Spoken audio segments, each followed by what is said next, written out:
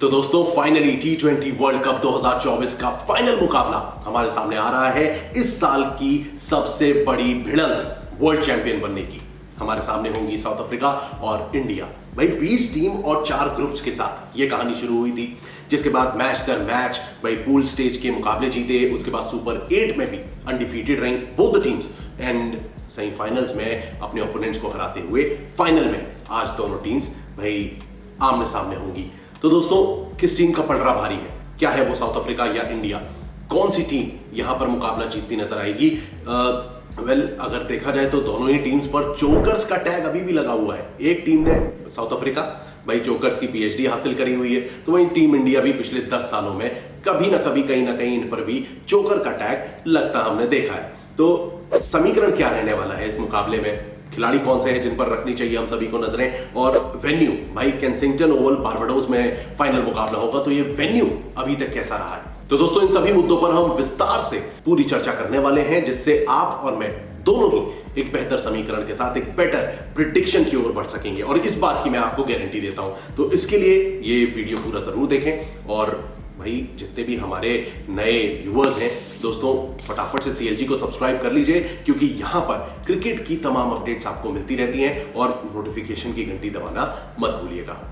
तो चलिए, तो दोस्तों वीडियो की शुरुआत करते हैं वेन्यू के साथ। केंसिंगटन ओवल बारबाडोस, यहां पर मुकाबला हो रहा है। बारिश के भी थोड़े बहुत आसार हैं, लेकिन भाई चिंता की बात नहीं है, क्योंकि रिजर्व डे तो ऑलरेडी रखा गया है। तो यहां पर अगर आप इस वेन्यू की बात करें तो टोटल 32 मुकाबले T20 फॉर्मेट के हुए हैं, 32 मैचेस, जिसमें कि 3 मैचेस का कोई रिजल्ट नहीं निकला। 19 मुकाबले पहले बल्लेबाजी करते हुए और somewhere around 10 matches second batting करने वाली टीम ने जीते हैं। अब एवरेज स्कोर यहां पर आपको 160 का नजर आएगा। हाईएस्ट स्कोर वेस्ट इंडीज का है 224 रन, और लोएस्ट स्कोर अफगानिस्तान ने बनाया है 80 रन। स्कोरिंग पैटर्न की अगर हम बात करें तो 150 से नीचे 10 बार स्कोर गया है। 150 से 169 के बीच 8 बार, 170 से 189 के बीच 7 बार, और 4 बार 190 प्लस स्कोर जा चुका है। ये है ओवरऑल अभी तक T20 फॉर्मेट के स्टैट्स। T20 वर्ल्ड कप 2024 में यहां पर मुकाबले जो हुए हैं, अब उनके स्टैट्स पर फोकस करते हैं। टोटल 8 मैचेस अभी तक इस ट्रैक पर हुए हैं इस T20 वर्ल्ड कप में। 1 मैच अबेंडन हुआ था, 3 मुकाबले पहले बल्लेबाजी करते हुए और 4 मुकाबले सेकंड बैटिंग करने वाली टीम ने जीती। अब दोस्तों यहां पर वेन्यू को समझना बहुत जरूरी है, क्योंकि ये जो मुकाबला है 2 बड़ी टीम्स के बीच होने वाला है।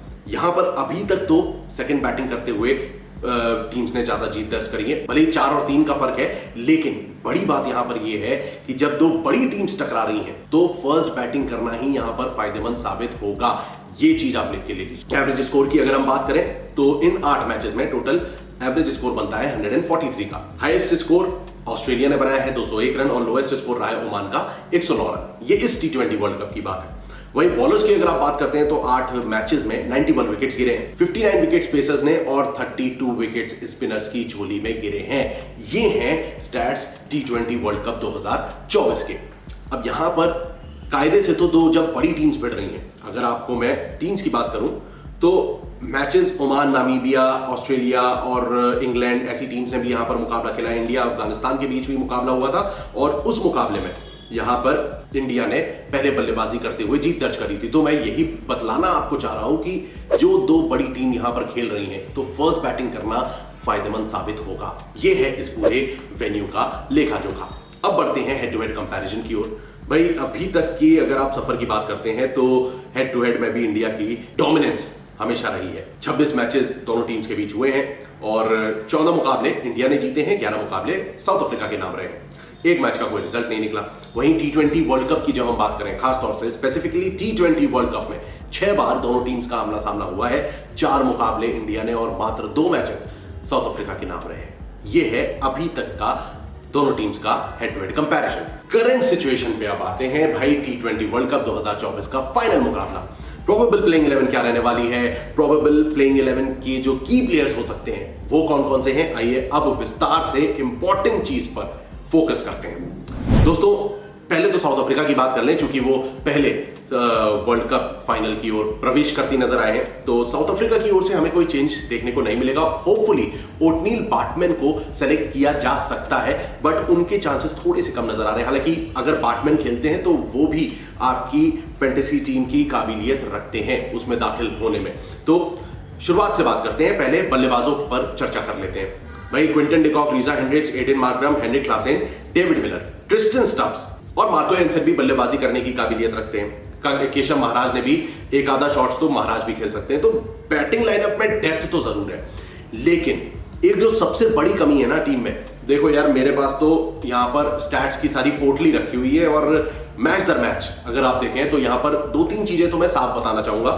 डिकॉक, क्लासेन, मिलर, 3 तो ऐसे आपके बल्लेबाज हैं जिन पर आपको भरोसा करना चाहिए। मार्करम और रीजा हेंड्रिक्स का नाम इसलिए नहीं लिया है क्योंकि इनके भी स्टैट्स बहुत ज्यादा प्रभावशाली नहीं रहे हैं, इनकी बल्लेबाजी प्रभावशाली नहीं है। डिकॉक ने 2 मैचेस इंपॉर्टेंट खेले, 74 रन बनाए थे यूएसए के खिलाफ और 38 बॉल्स में 65 रन की पारी खेली थी इन्होंने इंग्लैंड के अगेंस्ट। हालांकि लास्ट 2 मैचेस में एक बार फिर इनकी फ्लॉप होने के आसार दिखाई दिए। मतलब इनकंसिस्टेंसी जो मैं कह रहा हूं, ये इस पर सबसे बड़ा सवाल खड़ा होता है और वो हर खिलाड़ी पे है, खासतौर से बल्लेबाज। डिकॉक की स्टैट्स आपके समक्ष आ ही चुके हैं। यहां पर दूसरा बल्लेबाज जिसकी बात कर रहा था, जो कि इंडिया के अगेंस्ट काफी घातक साबित हो सकते हैं और अभी तक हुए हैं, हेनरिक क्लासेन। क्लासेन की 2 इंपॉर्टेंट नॉक्स आई हैं, कह सकते हैं तीसरी नॉक वेस्ट इंडीज के अगेंस्ट थी। पहली नॉक तो इन्होंने बांग्लादेश के खिलाफ 46 रन जो बनाए, उसके बाद 36 रन बनाए यूएसए के अगेंस्ट, देन 22 रन बनाए थे वेस्ट इंडीज के खिलाफ। तो ये 3 इंपॉर्टेंट पारियां क्लासेन की रही थी। वेस्ट इंडीज के खिलाफ भी भाई इंपॉर्टेंट रोल प्ले किया था। क्लासेन के बाद अगर आप मिडिल ऑर्डर पे फोकस करते हो तो आएंगे डेविड मिलर। मिलर ने 2 इंपॉर्टेंट पारियां खेली हैं। पहली पारी खेली थी नीदरलैंड के खिलाफ, जो मुकाबला वो लेके गए थे। मैंने हमेशा से यार बोला है कि साउथ अफ्रीका बैटिंग के लिहाज से अधिकतर अपनी किस्मत पे टिकी रही है। सेमीफाइनल्स के टाइम भी यही बोला था, हालांकि वो मुकाबला क्या ही हो गया था वो तो हम सभी जानते हैं, लेकिन बल्लेबाजी जो है साउथ अफ्रीका की वो डगमगाती हुई रही है थ्रू आउट द टूर्नामेंट। इस बारे में आपकी क्या ओपिनियन है भाई, कमेंट्स में जरूर बताना। स्टैट्स में नीदरलैंड के अलावा इन्होंने इंग्लैंड के खिलाफ 28 गेंदों में जो 43 रन बनाए थे, वो दूसरे इंपॉर्टेंट रन स्कोर किए थे इन्होंने। तो ये 2 पारी की वजह से आप इन 3 मेजर बैटर्स को चूज कर सकते हैं। And then comes Tristan Stubbs, और इनकी पारी छोटी छोटियां रही हैं, बहुत छोटी छोटी पारियां इन्होंने खेली हैं, कैमियो रोल अदा किया है स्टब्स ने।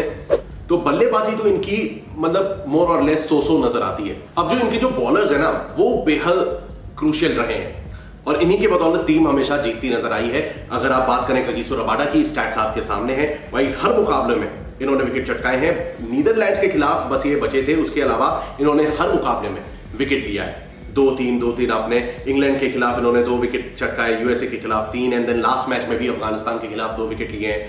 Then comes Keshav Maharaj. भाई महाराज की भी गेंदबाजी उम्दा रही है, एज अ स्पिनर कारगर साबित रहे हैं। 2 विकेट इन्होंने श्रीलंका और इंग्लैंड के खिलाफ लिए, 3 विकेट बांग्लादेश के अगेंस्ट लिए थे। Then comes Anrich Nortje. यहां पर नॉर्किया ने भी वेस्ट इंडीज के खिलाफ ये खाली हाथ गए थे, उसके अलावा इन्होंने हर मुकाबले में विकेट चटकाए हैं। 4 विकेट श्रीलंका, देन लास्ट में 2 विकेट इन्होंने अफगानिस्तान के खिलाफ चटकाए, 2 विकेट नीदरलैंड और बांग्लादेश के खिलाफ भी रहे हैं। तो नॉर्किया भी इंपॉर्टेंट प्लेयर है। वहीं जो चौथा खिलाड़ी मैं अगर लूं तो वो होंगे तबरेज शामसी। भाई ये दूसरे कुलदीप यादव हैं अपनी टीम के। जब से इन्हें टीम में इंक्लूड किया गया, इन्होंने विकेट चटकाए हैं। 4 विकेट नेपाल के against, 3 wicket West Indies and then 3 wicket Afghanistan के खिलाफ चटकाए। तो ये एक ऐसे गेंदबाज हैं जिन पर एक बार फिर भरोसा हम कर सकते हैं। वही मार्को येंसन की अगर आप बात करते हैं तो भाई येंसन ने अफगानिस्तान के टॉप ऑर्डर को पूरी तरीके से ध्वस्त कर दिया था, 3 विकेट चटकाए थे।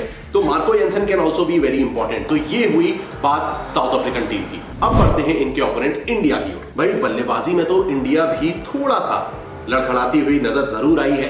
हालांकि रोहित शर्मा, ऋषभ पंत, सूर्य कुमार यादव 3 ऐसे बल्लेबाज रहे हैं जिन पर टीम ने मोस्टली भरोसा किया है। अगर आप लाइनअप पे गौर करो, विराट कोहली यार चलते नजर नहीं आए हैं। अब यहां पर बड़ी बात यह है, और दोस्तों आपसे भी पूछना चाहूंगा, क्या विराट कोहली इस फाइनल मुकाबले में चल सकते हैं? आपकी क्या ओपिनियन है, आपकी क्या राय है, कमेंट में जरूर बताना। क्योंकि अगर रोहित एक बार को आउट हो जाते हैं तब तो विराट को भाई पारी संभालनी पड़ेगी। रोहित शर्मा को मैंने एज अ की प्लेयर जरूर लिया है और एक बार फिर कारगर साबित हो सकते हैं। लास्ट 2 मैचेस में तो इन्होंने भाई धागे खोल दिए ओपोनेंट टीम के। अगर आप देखें तो आयरलैंड के खिलाफ इन्होंने 52 रन की पारी खेली थी, 92 against Australia and then 57 against England. ये ऑस्ट्रेलिया और इंग्लैंड वाली तो भाई ऐतिहासिक पारी है, ऑस्ट्रेलिया की खासतौर से शायद ही कोई भूल पाएगा।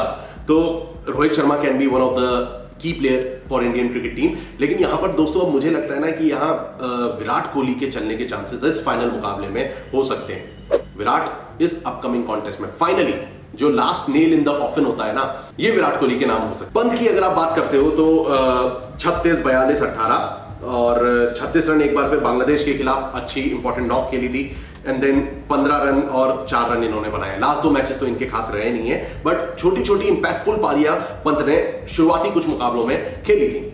वहीं सूर्य कुमार यादव की बात करें तो भाई 2 मैचेस इनके शुरुआत के खराब गए थे, आयरलैंड और पाकिस्तान के खिलाफ। यूएसए में थोड़ा सा संभल कर खेलना पड़ा था इन्हें, 50 रन बनाए थे 49 बॉल्स में। उसके बाद से ये बंदा ना नेक्स्ट लेवल खेलता नजर आया है। आप देखो 53 इन 28 बॉल्स, देन आते हैं 16 गेंदों में 31, देन 36 गेंदों में 47। ये है सूर्य कुमार यादव की काबिलियत, और इसी के तहत भाई मुझे तो लगता है कि एक बार फिर सूर्य कुमार यादव पर भरोसा करना चाहिए। शिवम दुबे यार मोर और लेस इनको मौका जरूर दिया जा रहा है। अब इस मौके को क्योंकि पूरा टूर्नामेंट इन्हें दिया गया है, तो इनकी भी अब भाई फर्ज बनता है शिवम दुबे का कि अब उस चीज को वो अदा कर सके। अपने ऊपर जो विश्वास जो जताया गया है इनके ऊपर, उसको भाई अब भरपाई करने का वक्त तो आ चुका है शिवम दुबे के बल्ले से।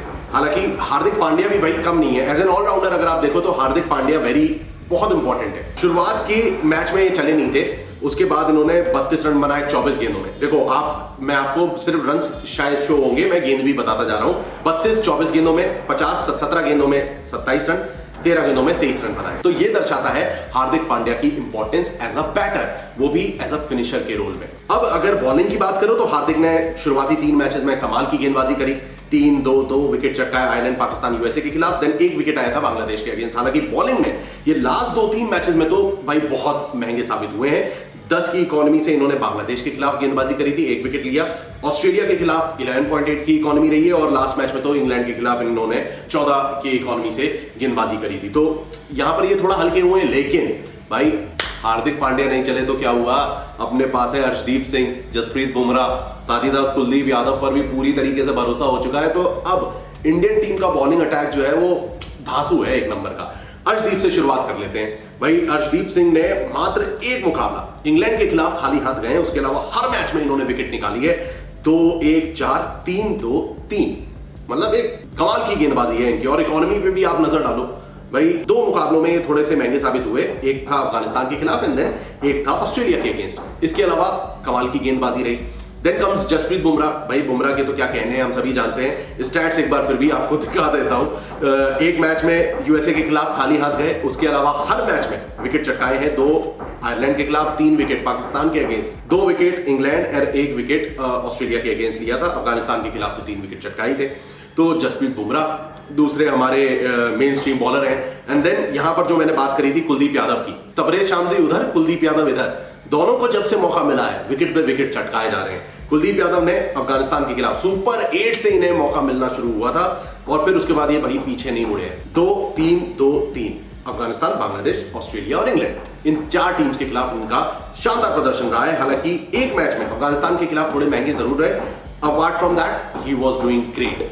अब यहां पर एक बॉलर अगर आप और देखें जिन्होंने पिछले मुकाबले में कमाल की गेंदबाजी करी है, वो है अक्षर पटेल। 3 विकेट इन्होंने इंग्लैंड के खिलाफ निकाले हैं। हालांकि अगर आप पूरे इनकी मैचेस की बात करोगे, हर मैच में 1 विकेट की गारंटी इन्होंने दी है।